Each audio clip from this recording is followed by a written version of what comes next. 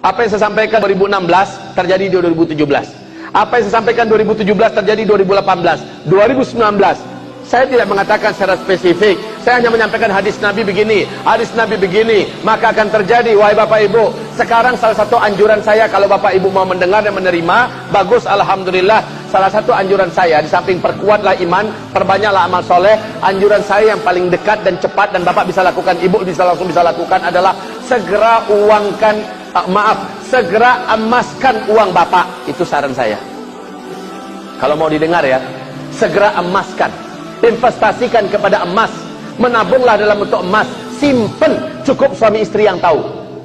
Kalau Bapak tidak lakukan, Bapak jangan menyesal. Nabi sudah menggambarkan di akhir zaman, umatku nanti akan kembali menggunakan emas dan perak sebagai mata uang mereka. Dan saat itu uang kertas akan berserakan di pinggir jalan, menjadi kertas-kertas yang tidak berharga seperti daun-daun menguning yang berguguran dari batang pohonnya. Dipermainkan oleh anak kecil kalian.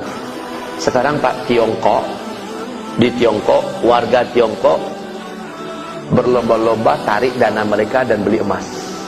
Di Hong Kong, apalagi warga mengemaskan uang mereka. Cina hari ini termasuk yang paling serius setelah Amerika memperbanyak emas mereka. Australia, negara besar Pak. Kenapa? Ini negara-negara besar tahu apa yang dikatakan oleh Bill Gates, orang terkaya nomor 2 dunia. Ada yang mengatakan nomor 1 dunia.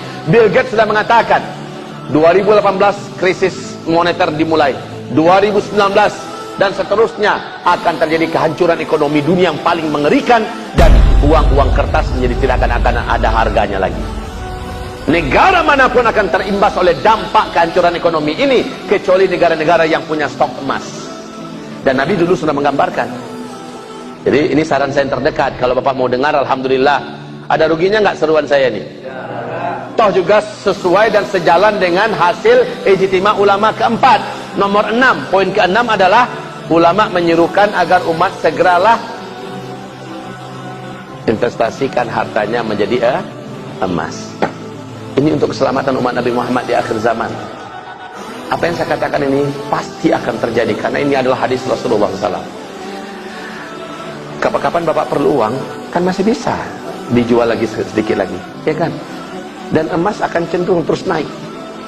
Semakin tidak aman Indonesia, semakin akan takut orang berinvestasi di Indonesia. Dan para investor pun akan lari dan meninggalkan Indonesia, menarik saham mereka dan sebagainya. Maka nilai uang kita akan semakin anjlok. Dan terusnya, maka yang akan stabil itu adalah emas. Wahai Bapak Ibu, harga 1 ekor domba yang sehat dan gemuk di zaman Nabi 1 dinar. 1 dinar itu dengan harga domba yang gemuk dan sehat di zaman ini ternyata masih harga 1 dinar. Stabil benar Pak. Ya, stabil benar. 1 dinar itu berapa Pak Ustadz? Lebih kurang kalau sekarang 2,5 juta. Sementara uang Rp1.000 tahun 1980, 1987 lah, waktu saya SD dulu, tamat SD 86, itu Rp1.000. Kita sudah bisa beli sebuah sepeda motor. Harga sekarang Pak, Rp1.000 kita bisa beli apa? Penambah tai gigi paling. Tapi kalau emas stabil sampai hari kiamat, tetap stabil. Jadi ini anjuran saya terdekat. Yang punya tabungan, yang punya simpenan, coba segera jadikan emas. Ini kawan-kawan kami yang di bank pusing dengarnya. Ustaz Zul, berhentilah cara makan itu. Habis tabungan orang ditarik-tarik. Saya katakan, ini kewajiban saya menyampaikan. Kewajiban saya menyampaikan, kan kasihan umat Nabi Muhammad. Mereka punya uang tabungan 100 juta, 200 juta. Ternyata nggak ada harganya lagi. Ternyata nggak ada nilainya. Tapi kalau diinvestasikan dalam bentuk emas, insya Allah